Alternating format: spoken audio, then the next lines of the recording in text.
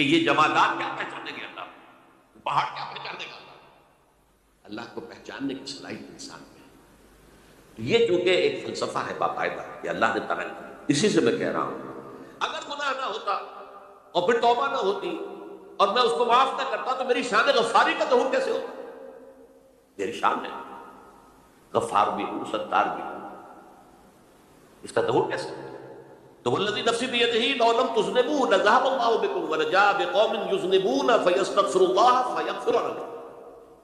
اگر تم لوگ گناہ نہ کرتے تو اللہ تمہیں ختم کر کے کوئی اور ایسی مخلوق پیدا کرتا کہ جو گناہ کرے اور پھر وہ توبہ کرے اور اللہ اسے معاف کرے۔ اسی سے ملتی جلتی ایک حدیث ہے، یہ امام احمد اور امام بہقی لائے ہیں اور اس کے راوی حضرت علی ہے رضی اللہ تعالی عنہ۔ ان اللہ یحب العبد المؤمن المفتن التواب، اللہ تعالیٰ کو بہت محبت ہے، یحب۔ اب دیکھیے ایک طرف وہ آیات ذہن میں لائی ہے، اللہ تعالیٰ کن سے محبت کرتا ہے؟ واللہ یحب المحسنین، یا وہ لوگ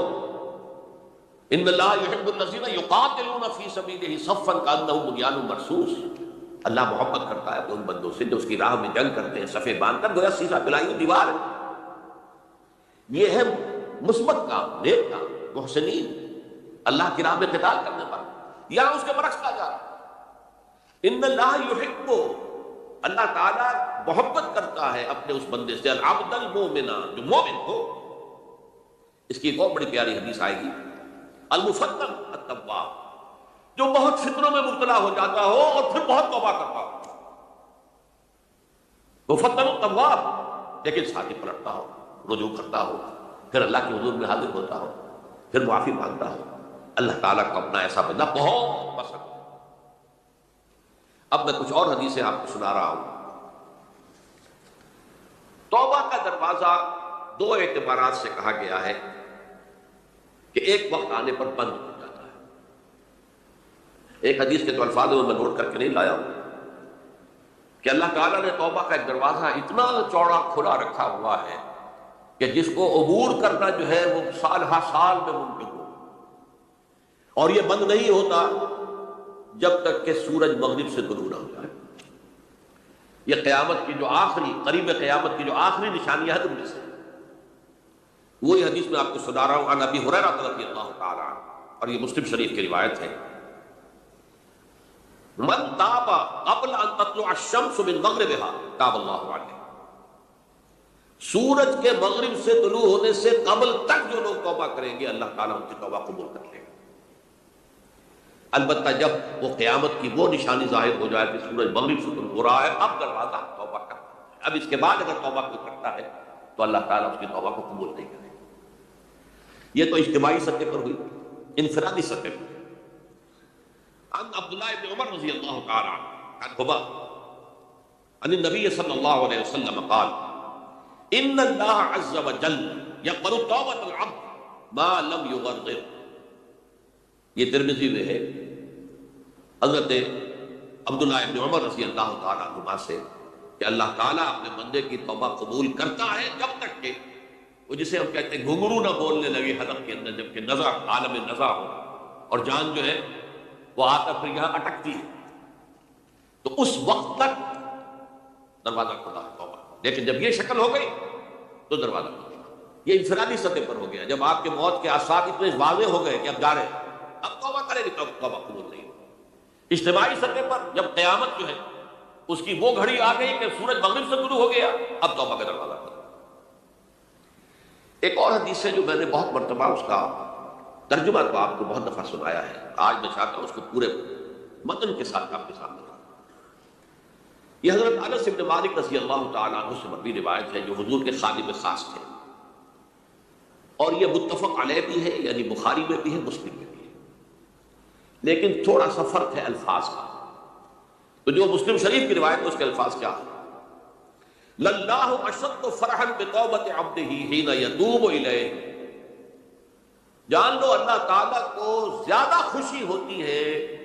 اپنے کسی گناہ گار بندے کی توبہ سے جبکہ وہ توبہ کرتا ہے۔ کس سے زیادہ ہوتی ہے؟ اب اس کی ایک تمثیل کی، من احدکم، ایک ایسے شخص سے بھی زیادہ بڑھ کر خوشی ہوتی ہے کان علی راحلتہ بأرض الفلات، کہ جو بہت ہی دور دراز کے سنسان علاقے میں سفر کر رہا تھا، فانتہرفت منہ، اس کی سواری جو ہے گم ہو گئی، وعلیہا طعامہ وشرابہ، اسی پر اس کا کھانا بھی تھا اور پانی بھی تھا، اونٹنے پر سفر کر رہا تھا، اسی پر ہوتا ہے راحلہ جو ہے راستے کا سامان، اچانک کہیں بیٹھا تھوڑی دیر کے لیے سستانے کے لیے، کہیں اونٹ آ گئی اور اونٹنی صاحب آئی، اب آنکھ کھلی اور اس نے دیکھا، فَأَيَّسَ مِنْهَا، تلاش کر کر کے مایوس ہو گیا، کہیں اونٹنی کا سراغ نہیں۔ اب ظاہر بات ہے کسی صحرا میں یہ کیفیت، اس کا مطلب کیا ہے؟ یقینی موت۔ فَأَتَى شَجَرَةً فَاسْتَجَعَ فِي ظِلِّهَا وَقَدْ أَيَسَ مِنْ رَاحِلَتِهِ، تو وہ ایک درخت کے نیچے اس کے سائے میں آ کے لیٹ گیا، گویا کہ موت کی امید۔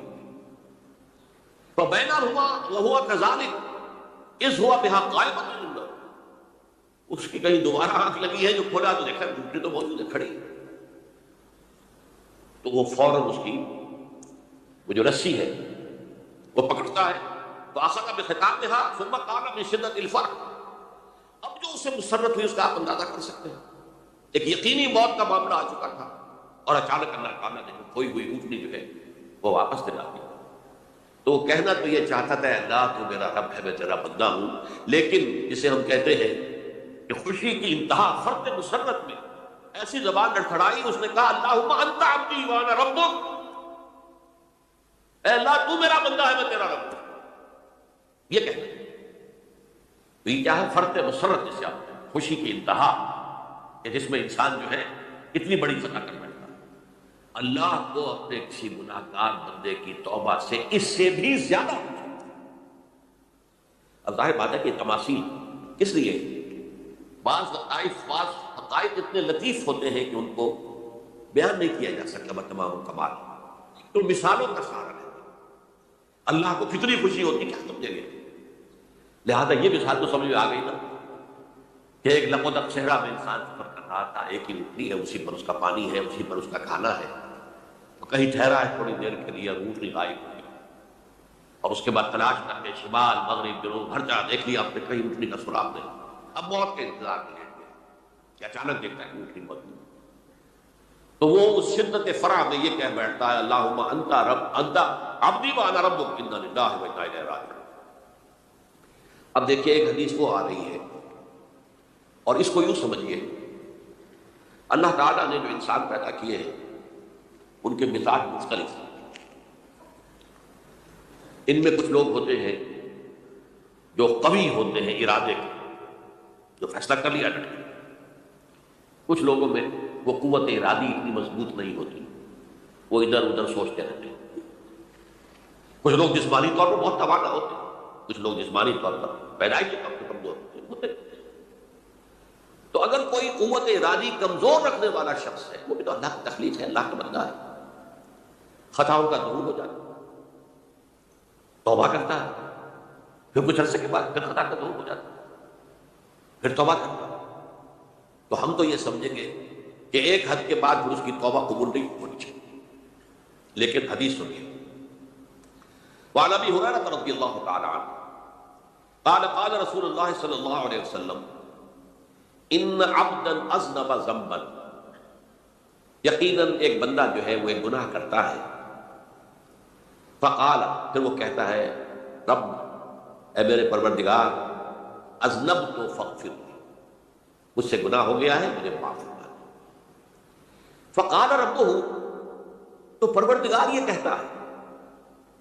اعلم عبدی ان لہ ربا یغفر الذنب ویأخذ بہ، میرا یہ بندہ یہ جانتا ہے کہ اس کا ایک رب ہے جو گناہ معاف بھی کر سکتا ہے اور سزا دے بھی سکتا ہے۔